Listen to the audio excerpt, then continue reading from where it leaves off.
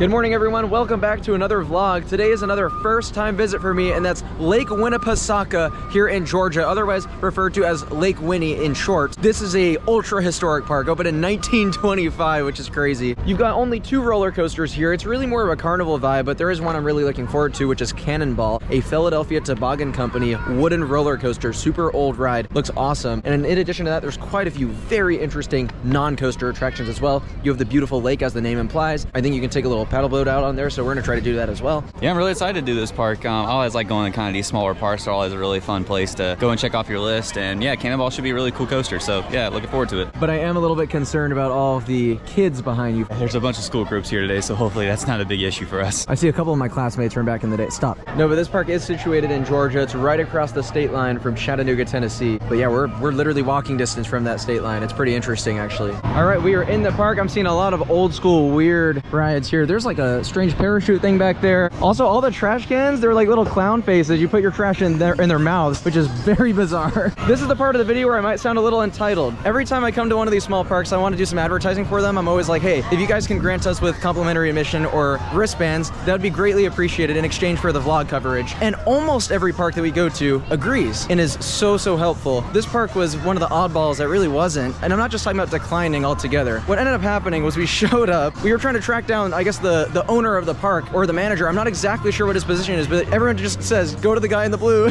And we're like, okay, I guess we'll just try to find this dude. And then we get up to him and he's like, come back 30 minutes later. There's a bunch of school field trips today. We got to worry about them. And then we'll have a conversation from there. And I'm like, okay, that's fine. So we wait around, we find him again. And he's like, we really would have appreciated if you sent out emails in advance of your visit. And I'm like, I did. I just didn't get a response. It seemed like he was trying to spin it to make it seem like it was more my fault. But you know, we tried. It is what it is. We're still looking forward to the park, but just one of those weird situations. We're like, you know, mad that we had to pay. We're fine to pay. It's just the fact that it's busy day and we had to wait 30 minutes and now we kind of have to wait maybe some lines. It's a little frustrating, but oh well, it is what it is. It's just, you know, kind of frustrating, but oh well. Yeah, again, we might sound kind of spoiled to some of you guys, but understand that when you do this pretty much full time like I am, and just not having a good setup where it's hard to find who you're looking for this kind of thing. They don't have a public relations manager, nothing like that. So yeah, that's a little weird. But anyways, we're gonna head over to Cannonball, the wooden roller coaster. That's their marquee attraction. That'll be really interesting to get on. You guys know I'm a big fan of my historic attractions, and this ride opened in 1967. Cannonball is up first. Manufactured by PTC, as I said. Designed by John Allen. Height of 70 feet, drop of 70 feet, length of 2,272 feet, speed of 50 miles per hour. Not an absolutely enormous ride. You can kind of see some of the layout here. This is an old photo of it. I'm definitely not expecting it to be as good as Swamp Fox at Family Kingdom, which we did a few days ago, but hopefully it is still a fun attraction and it's a sufficient standout for this park. Cannonball is also an American coaster enthusiast landmark, recognized for its historical significance. It is also Georgia's oldest wooden roller coaster, which is pretty cool.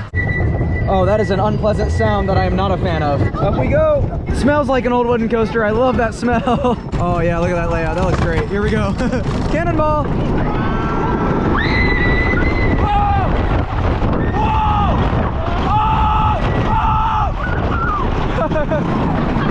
Oh, it's so fun.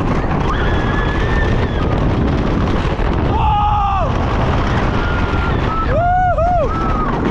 Not rough at all. Let's go! Whoa! Whoa! Woo! Whoa! Whoa!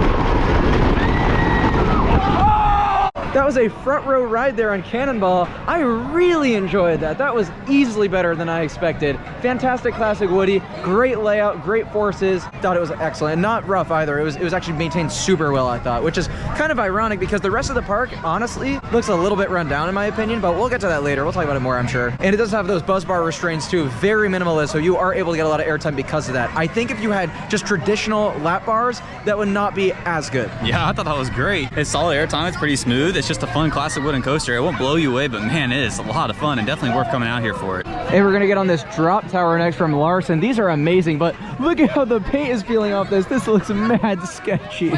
All right, we are going up on the drop ride. Look at this setting though. Lake Winnepesaukah is actually the first time I think I've showed it in this video, but it's a really beautiful location for this place. I think you can take boats out on there. So again, we'll try to do that later if we can. Got a little bit of a water park out that way. Behind us is the wooden coaster that we just did. You look out, you can see some mountains. We're gonna be going hiking later today, so check out Travel Dash for all that stuff. Oh, these are always so intense. Like almost too much actually. Ah! That was such a good drop ride. Obviously, looks are one thing, and it doesn't seem like it's in the best condition, but it rides phenomenally. It's so intense, great views as well. And the best part, we get off, there's a bunch of little girls yelling, coaster dash, because they saw my shirt, and they asked like if I was big on YouTube, and they wanted to get a picture. It was so wholesome. Yeah, that was a lot of fun. The drop tower, man, I love those things. Every single time I do one, they're just always so much fun. And yeah, so heading on to the sky ride now. Yeah, this was actually closed when we walked into the park, but it has since reopened, so I'm really excited to get on that. It'll give a great view of the park. Also, look at this. I wanted to give you guys a better look. This is, I think, one of the more iconic things about Lake Winnie is that their trash cans are literal clown faces, so you put your trash in here. That is so crazy.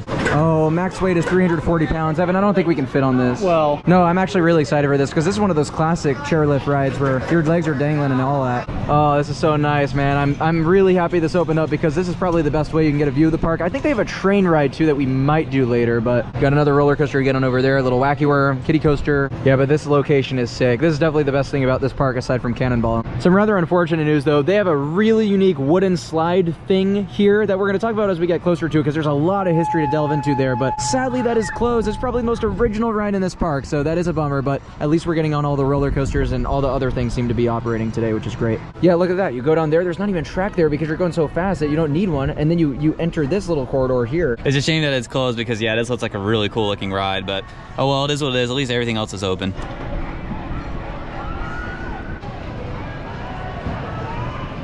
Yeah, that's a nice sky ride. Great views on that. And up next, I think we're gonna get on this wacky worm coaster out there. Look at this old school classic carousel out over the water too. This park gets really creative the way they've kind of positioned some of their rides. Man, I'm getting too old for this coaster credit crap. Look at this, I barely fit. This wacky worm does look absolutely ancient. Oh my God. Wow, look at that quad down right there.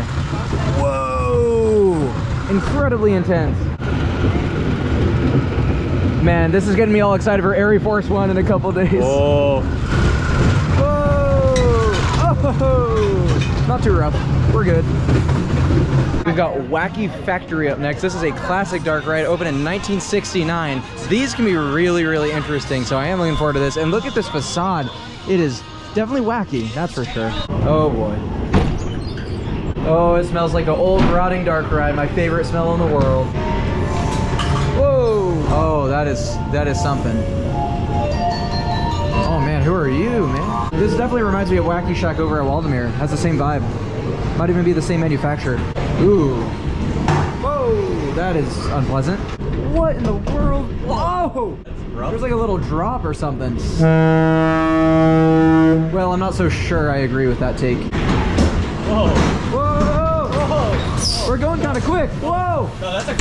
It's kind of close to being a roller coaster, honestly, with some of those parts. That was definitely something. Yeah, that dark ride, just okay, honestly. Nothing crazy. It's had a weird smell to it. No animatronics or anything, all just kind of static figures for the most part. A few scares. Yeah, it was fine. I didn't think it was anything great. Yeah, definitely not the greatest dark ride ever, but it's still worth doing, but yeah, nothing to really shout at. Has history to it, that's about it though.